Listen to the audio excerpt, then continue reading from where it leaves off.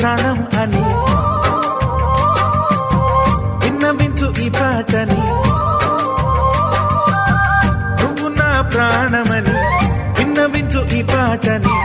ఎక్కడో దూరానున్నా చుక్కలే విన్నా గాని కదిలించలేదా కాస్త కూడా నీ మనసుని. పరదాలు దాటి ఒక్కసారి పలకరించవేమి.